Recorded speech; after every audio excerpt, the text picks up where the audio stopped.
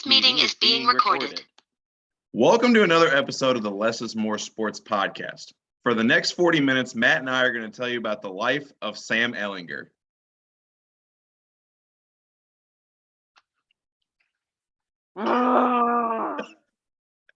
I'm speaking it into existence.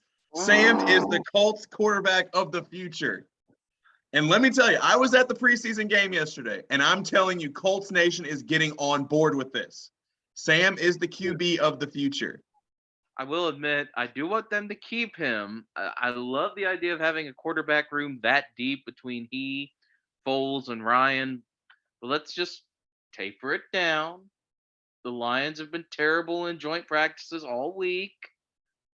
Tone it down. Let's see how well our latest old guy pans out, and then we'll move on to Sam Ehlinger, okay? Oh, Okay. Obviously, all jokes aside, Matt Ryan is the starter this season, and I'm not just disputing any of that. Obviously, I'm riding the Ehlinger train, but I will admit, though, he has played very good this preseason. 19 for 22, 224 yards, 4 touchdowns, no interceptions, and 148.7 passer rating. That's pretty daggone good, Matt. I don't care who you're playing at that point. Baby. No, I would not mind. Like I said, it's better to have more quarterbacks than none, so I want him to stay.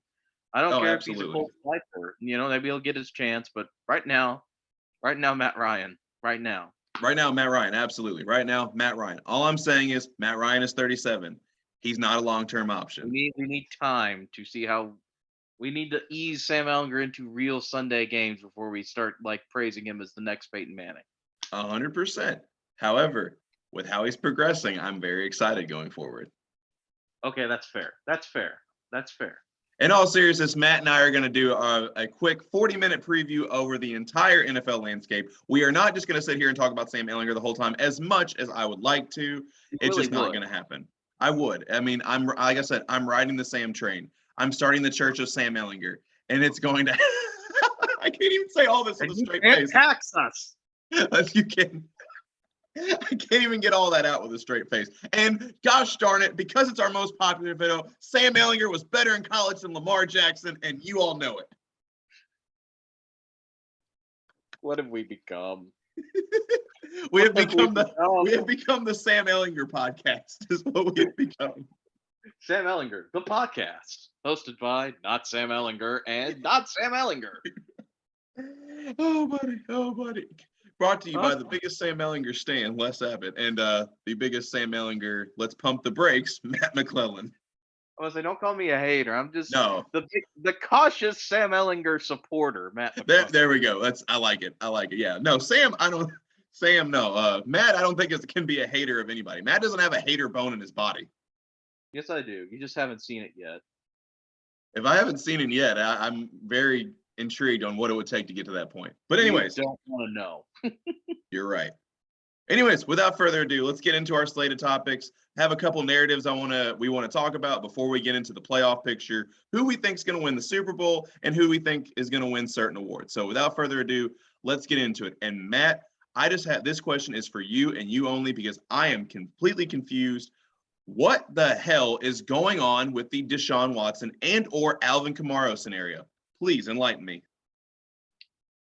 Les, I wish I could, but the only thing I have to say about it is he sucks as a human being. That's the only thing I can say about it, man. And that's being lightly because I don't want to get too in-depth and trigger warning-y on the podcast, but this whole thing has been just an absolute debacle all summer. It's been a black eye on NFL and football and fans, and it's just hard to describe just like how that's just it. It's very hard to put into words my feelings about this situation. Strict from the not even getting football involved with this. It's just such a hard situation, such a tragic situation. And all you can say is that it sucks. It sucks because you don't want to support this guy. You don't want to support this team. You just want to support the people who need it the most in this scenario. And when it comes to the Browns, I just have no sympathy whatsoever. They knew what they were doing when they traded for him. They knew the risks they were taking. They knew the public relations thing this would become. And they've rightfully earned every bit of ire on Twitter, on social media, on ESPN. They've earned every iota of that. And I don't care. I just don't. You know what you're going to do. You played a stupid game. You're going to win a stupid prize. And that is you are going to be the team that was okay bringing in a guy with that many counts of misconduct. And that's just going to be your reputation.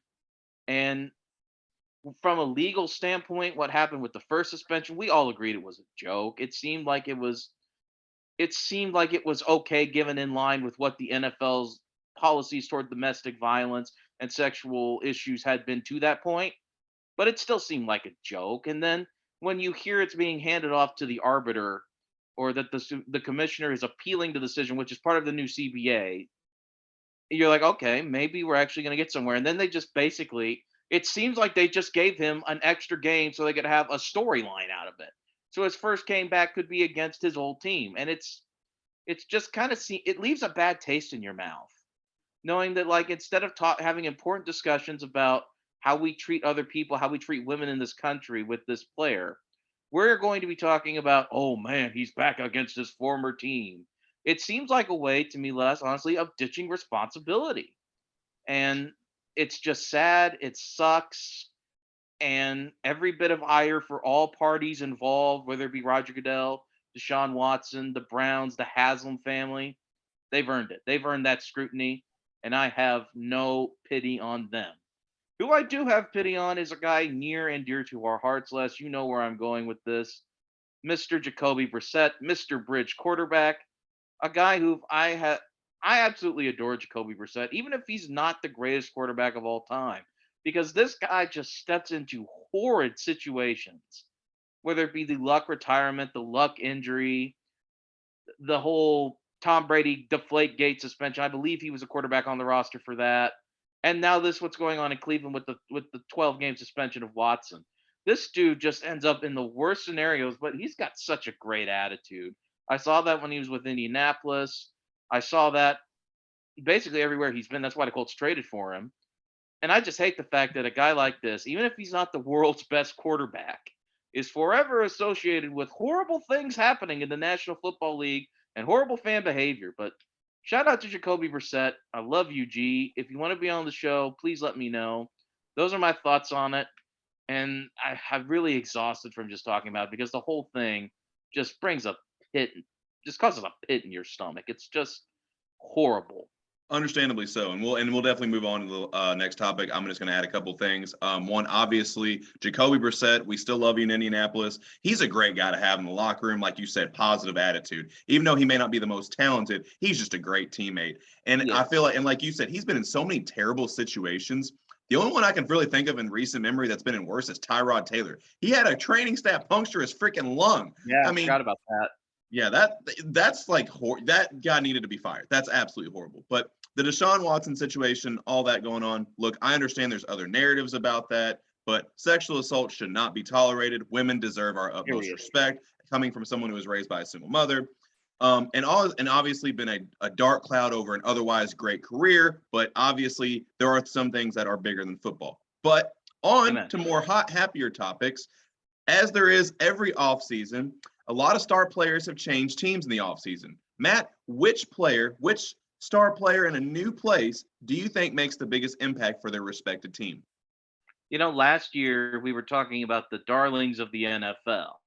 We all fell in love with the Philadelphia Eagles. And usually what happens with a team like that when they get that way is they're conservative, they stay in the draft, they try to build around who they've got there who's turned out to be a diamond in the rough. And the Philadelphia Eagles saw that and were like, nah, let's go get AJ Brown. And that's who I'm really excited to see in their new digs. I really think the Eagles, with a receiver like that, it's great for Jalen Hurts. It's great for AJ Brown. I think that he may put up better stats than he did in Tennessee with Ryan Tannehill and Julio Jones on the other side. And I think that if the Eagles are really as good as we think they can be in year two of the Sirianni regime, after they've come out of nowhere in a division that's increasingly getting softer and softer, I think a guy like AJ Brown is going to make a world of difference going forward, especially when you put him next to the other guys on that roster like Devontae Smith, some of the Miles Sanders at running back. He's really going to open up that offense for Jalen Hurts, who's already a mobile quarterback, and make a world of difference for Philadelphia.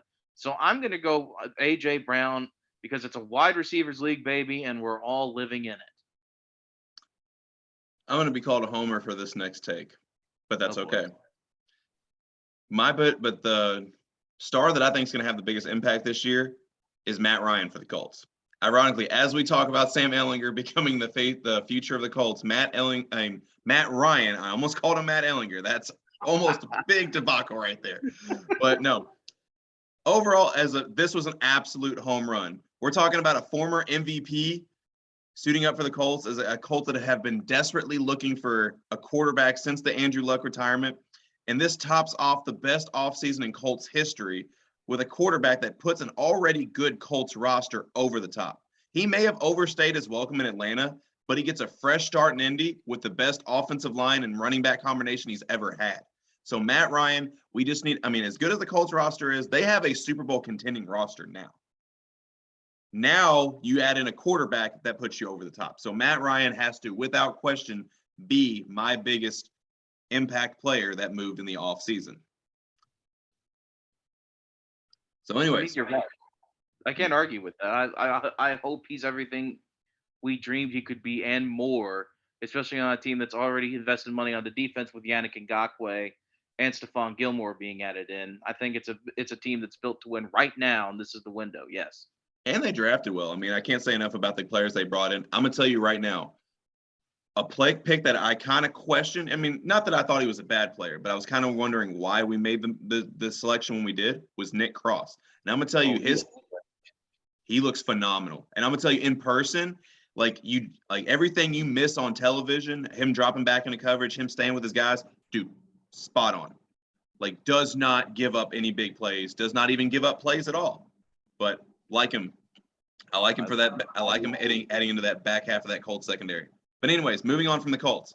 Obviously, as much as we move on from the players that have made a name for themselves, we're going on to the players that are still making a name for themselves. Which rookies do you think improved the most in their second year in the league? From the rookies from a season ago, that is.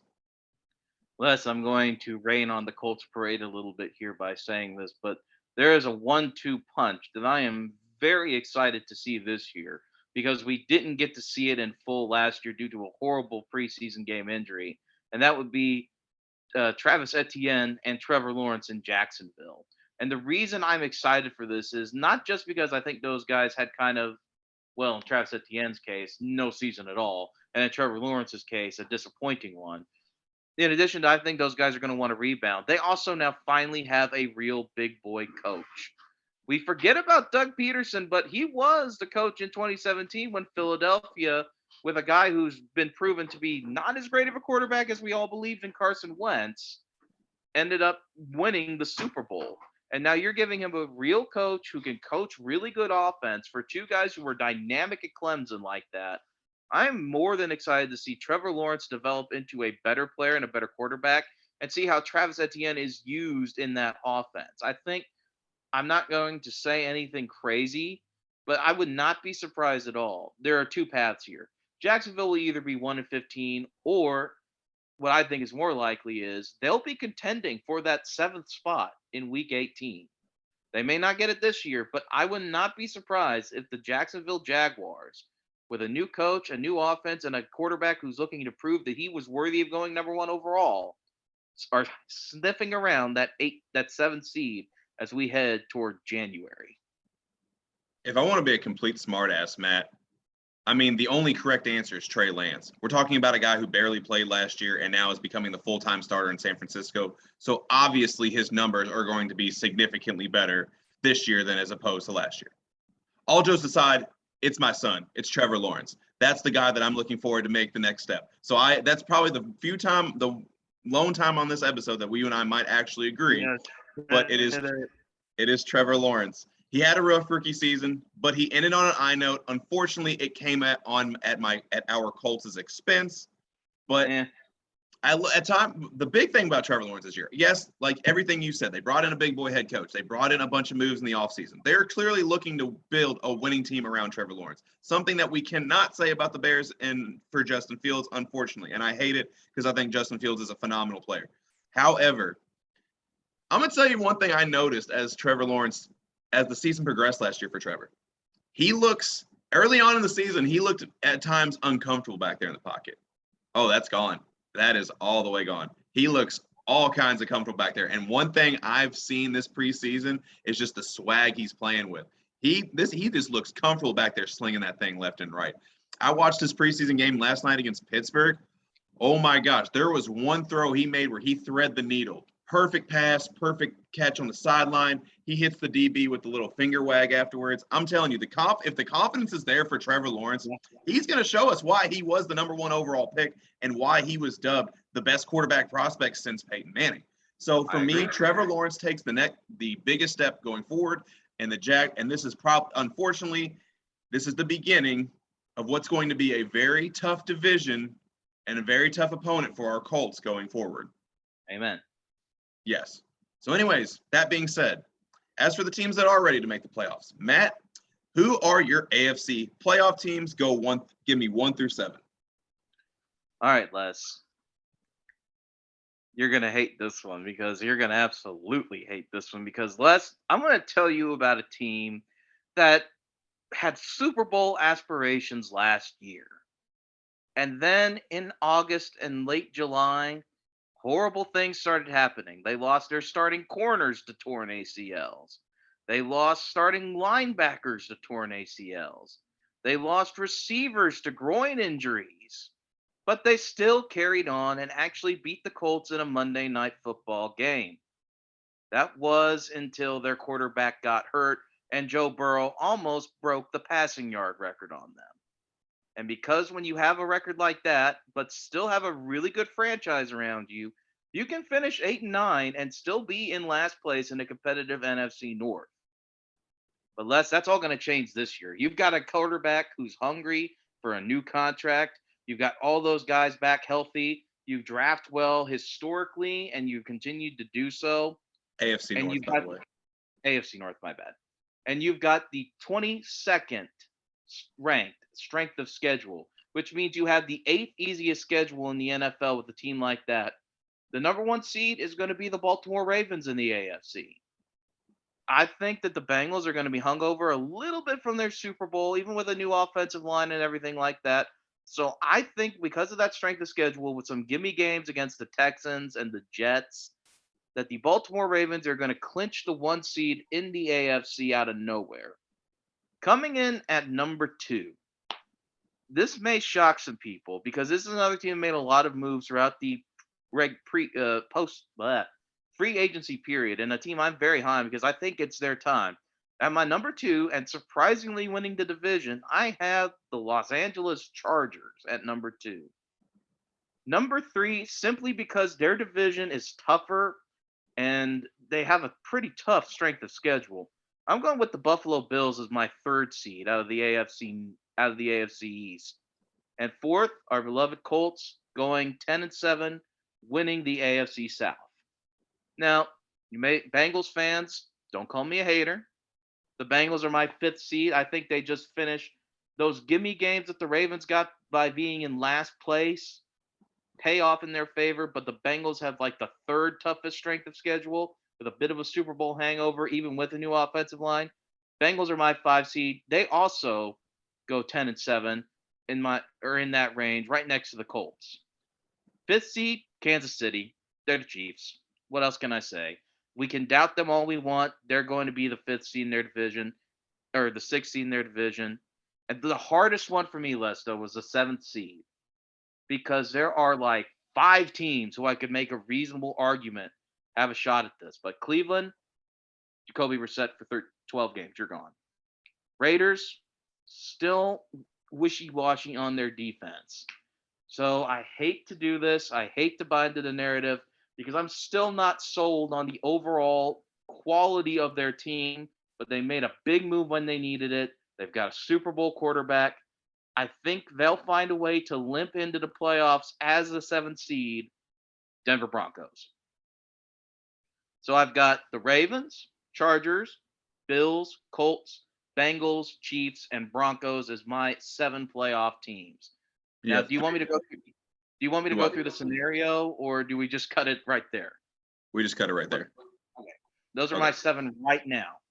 All right, so my 7 AFC playoff teams. Number one, I have the team that I think is the best team in football, and that is the Buffalo Bills.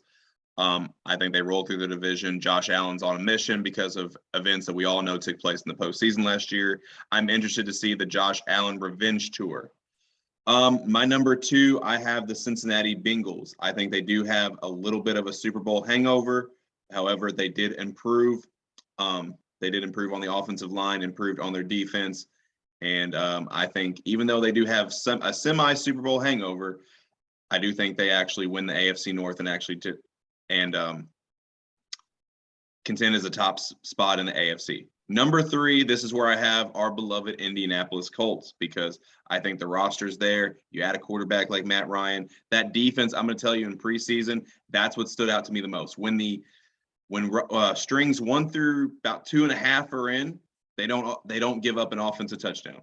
So if that holds to fruition, I think the Colts defense combined with finally having that quarterback, I think they get into that third spot. And number four, I'm not ready to move away from the Chiefs winning the AFC West because it's still Patrick Mahomes. It's still the Chiefs. It's still Andy Reid. Yes, I know they lost Tyreek Hill. Yes, I know they didn't want to pay Tyreek Hill, but they signed guys like Valdez-Scantling and Juju Smith-Schuster. Look, he's one of, if not the best quarterback in the game. He finds a way to get it done. Now for the wild card. This is where I have the LA Chargers in at number 5. I think Herbert and company take that next step up and they get in with the top wild card spot. Number 6 is where I have the Baltimore Ravens. I think, yes, I agree with you. As many injuries as they had last year, I think they do rebound from this season, from the season ago. However, I think unless Lamar Jackson does learn to be able to pass from the pocket and make NFL caliber throws, teams have him figured out in the important games. So this is where I got to keep him there. But they do have a very good defense. They are well coached, and he can make plays here and there to win games.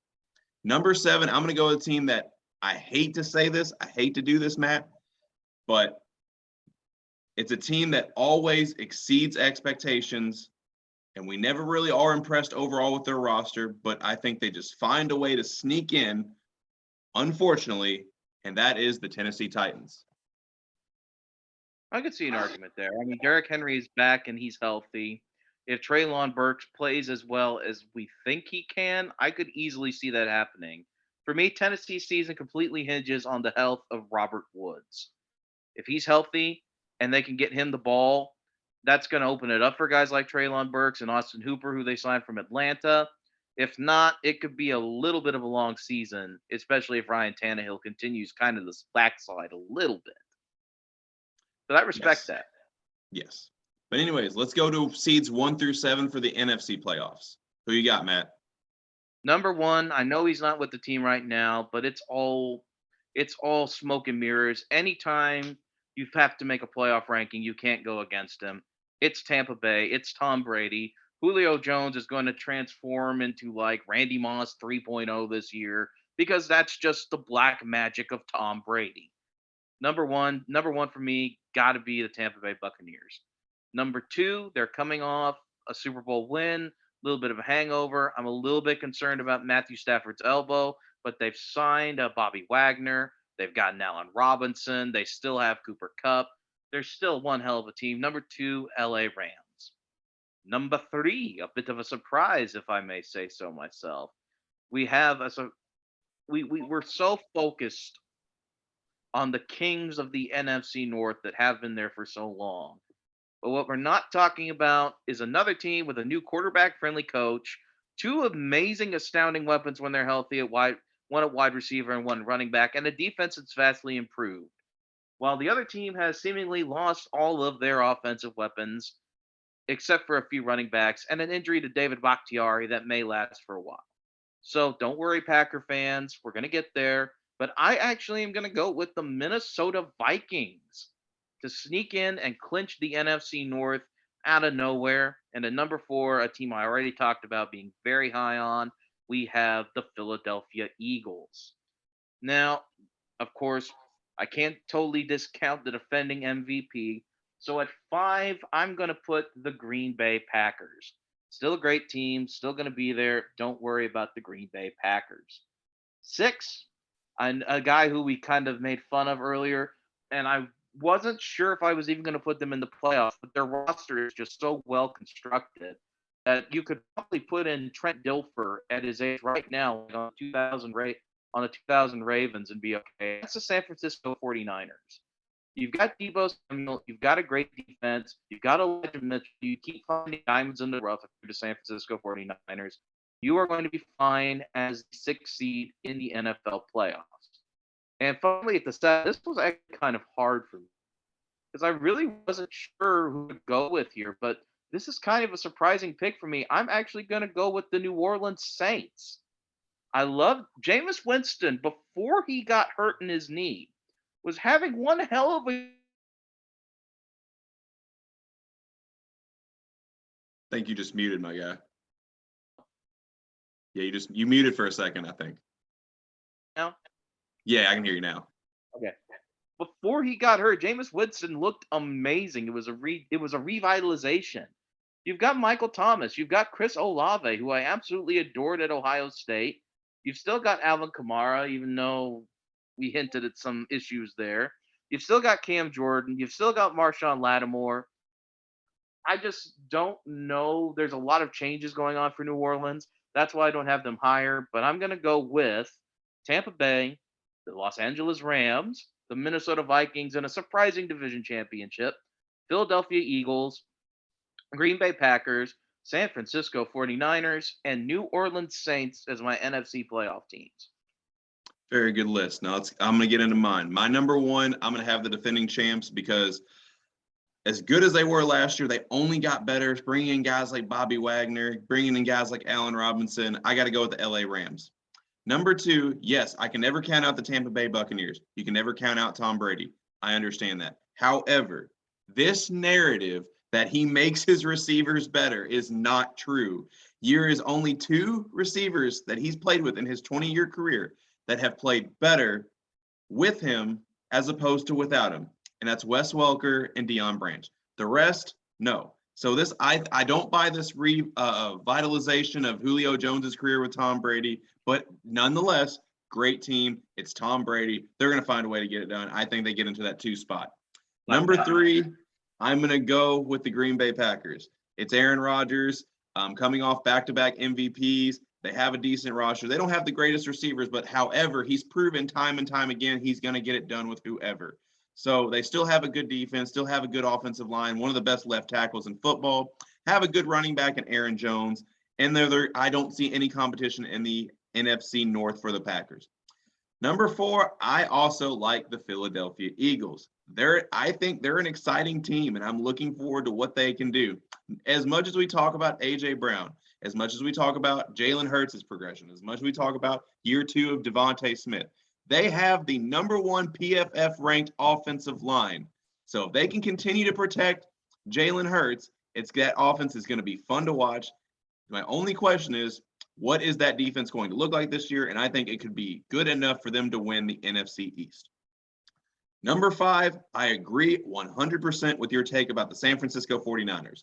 You can almost plug in a Trent Dilfer-esque scenario, and they have enough pieces all around the roster to get it done.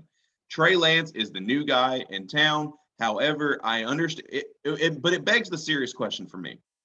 As we approach 10 minutes to go, it begs a serious question. This almost reminds me of a scenario of the Chiefs. They had a guy by the name of Alex Smith, who was a very good game manager, but not quite the playmaker to put the Chiefs over the top despite having a good roster. Now they bring in this young guy by the name of Patrick Mahomes, who you may have heard of. But anyways, I think this is the type of move that the 49ers are going to have to put them over the top, because Jimmy G, it doesn't always flash you with flair or anything, doesn't always light up the stat column, but he finds a way to win. You don't make this move unless you think Trey Lance can put you over over the top. But we've seen time and time again that either goes really bad or really good. So to be safe, I have them at the 5 spot. Number 6, everyone's favorite team, the Dallas Cowboys, because I think they have a good enough roster. I think they sneak in. But 7 is where I have the New Orleans Saints for the exact same reasons that you said. They were 5-2 before Jameis's injury.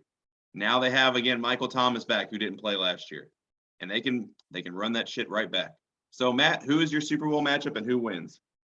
I have Tampa Bay and Buffalo, and I'm actually going to go with the Bills, surprisingly. I think it's just one of those time has come type scenarios. They know the window is now, and they've got to take it. And I really like Josh Allen. Bills, Bucks. Bills end up finally getting that precious Super Bowl win. I'm going to go with the Bills and the Rams because I think the Rams are the defending champs and they only got better. However, I do think they have a little bit of a Super Bowl hangover in the sense that the Bills Mafia does finally take home the first Super Bowl in franchise history, making them forget about the four falls of Buffalo altogether. And not to mention I think this is where we see that Josh Allen go into revenge tour. And after for the coin flip last year in the AFC divisional game against the Chiefs. And the most important fact about all this, Von Miller goes back to back. Yeah, that would be really neat. I feel like we've just cursed them though by picking them both. So we probably did, but you know what? I can't in good conscience go against them. So Matt, yep. Who is your MVP? You're gonna kill me. Lamar Jackson. Yes, wow. I'm actually going to go with Lamar Jackson. I think in a year where a guy has been doubted and he's going for his piece of the pie, the giant quarterback contracts we're giving out, with Rashad Bateman finally being healthy. I know they traded Hollywood Brown. I was never a big Hollywood Brown guy anyway, and I doubt you were too because OU. But I'm going to go with Lamar Jackson. I don't know what is compelling me to pick this narrative, but I'm going to go with Lamar Jackson as my MVP. Surprising to absolutely everyone, I was actually high on Hollywood Brown coming out of Oklahoma because this guy was absolutely dynamic. I'm actually one to say that he's going to have more success with Kyler Murray, especially with DeAndre Hopkins not being able to play the first 6 or 8 games. I can't remember which one it is for the positive PED test. But I'm one to say that the type of routes that he's most dynamic in are the types of routes that Lamar can't hit. So that's why it wasn't a very good connection for either one of those two. But my MVP is the Josh Allen Revenge Tour. So I'm going with Josh Allen, even though I think it's a 3-man race all season long between Allen, Mr. Joe Shiesty, Joe Brr himself, and Justin Herbert of the Chargers. But I have Josh Allen winning. So, Matt, who is your offensive player of the year, otherwise known as your non-quarterback, that wins? It took everything I had not to just do the homer thing and say Jonathan Taylor, but I tried to think a little bit outside the box. A roster we've already talked about with a young quarterback. I'm going to go with Elijah Mitchell of the San Francisco 49ers. Kind of a dark horse pick, but I really like him as a running back, and I really think that San Francisco will lean heavily on him going forward. I am going to do the homer thing, and I am going to pick Jonathan Taylor because there's a reason that he was number 1 in every fantasy football ranking you can possibly think. And that's because you can't stack the box anymore. You look at the season he had being able to stack the box, now he's going to have a field day running the ball. So he may not have the attempts, he may not have the carries, but those yards per carries, and he's going to get the most out of each touch he can get. Not to mention he's adding the dimension of being able to receive out of the backfield. So I got to go with the homer pick and Jonathan Taylor. So as for the other side of the ball, Matt, who is your defensive player of the year? I'm going to have to look it up again to make sure I say the right one because I don't want to say the wrong one and look stupid. But it's going to be, we had a brother win it last year. We're going to have it again. Joey Bosa, LA Chargers. I feel like with Khalil Mack and Derwin James and some of the additions that the Chargers have made on that, we've kind of forgotten about Joey Bosa, but I think he's going to make his presence known, especially in a quarterback-heavy division like the AFC West. I'm going to go with Myles Garrett because I think he's been knocking on the door the last couple of years, and I think this is the year that he finally gets it done. So, Matt, speed round. We're getting 4 minutes left. Who is your offensive rookie of the year?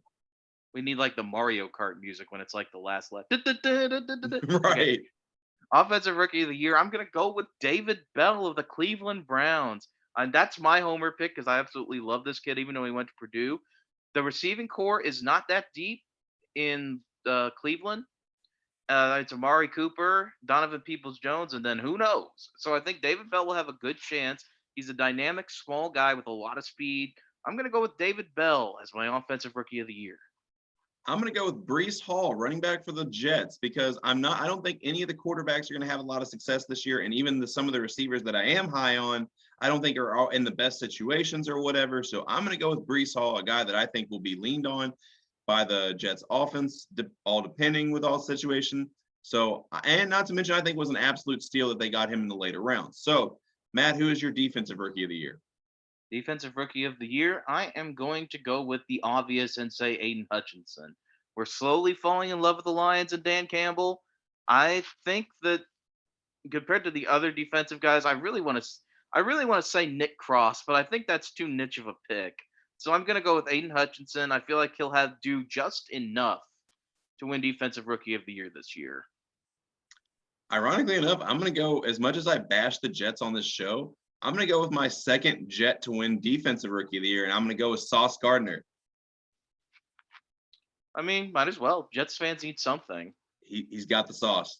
He didn't allow a touchdown in college, and I think, and from what I've seen so far, he's looked pretty good this preseason. So he is I think literally Sauce Gardner. He literally has the sauce. But anyway, so our last one. Who is your comeback player of the year? Comeback player of the year, I'm going to go with the obvious again and say it's probably going to end up being Derrick Henry because he's going to show up after his injuries. Well, can he even win comeback player of the year? I'm not sure on how this works because he was out for a lot of last year. He's eligible. He's actually, according to Vegas, has the highest odds to win comeback player of the year. Oh, okay. Well, then, yeah, he's my pick because he's going to make the Pro Bowl. He's going to be an All-Pro. He's King Henry for a reason. You ready for my pick? Yes. Get your crab legs ready because it's going to be Jameis Winston. Oh, I like that. Yes, because as mentioned earlier in the podcast, the Saints were 5-2 last year before the injury. I think he comes back fully healthy, ready to prove doubters wrong, and I think Jameis Winston eats W's all the way to the comeback player of the year. I think that's a good pick. Oh, God. Are we going to eat the W as well while we're here? I am. You can choose whether to join me or not, but we are going to. I don't know if I could do that. I don't want to gag myself on the podcast, and then no one will ever watch again. One quick thing, though. Or they'll watch even more. I don't know. Oh, my God. I did do Coach of the Year, and I'm thinking this is going to be really weird because it's a team I'm high on. Kevin O'Connell, new Vikings coach. Like I said, I'm kind of high on the Vikings. I know people don't love Kirk Cousins, but Mike Zimmer and Kirk Cousins were a match made in hell, and we all know it. And with Justin Jefferson and the way that team is set up, I think he's going to have an impressive record in his first year. So I'm going to go with Kevin O'Connell as Coach of the Year. I don't know if you did one less, but I went with the obvious, Frank Reich, because I think the Colts take the next step. So anyways, we have less than a minute, so it is time to cut the podcast off. So as always, tell us what you liked, what you didn't like in the comment section below. Be sure to like and subscribe to the Less is More Sports YouTube channel and on Spotify and on Anchor. Be sure to like the Less is More Sports social media pages. You know where they're at. But without further ado, Matt and I are out. I'm sorry, Buffalo. I'm not. Bills Mafia. Let's light them tables on fire, baby. Let's go. Blame him when you lose.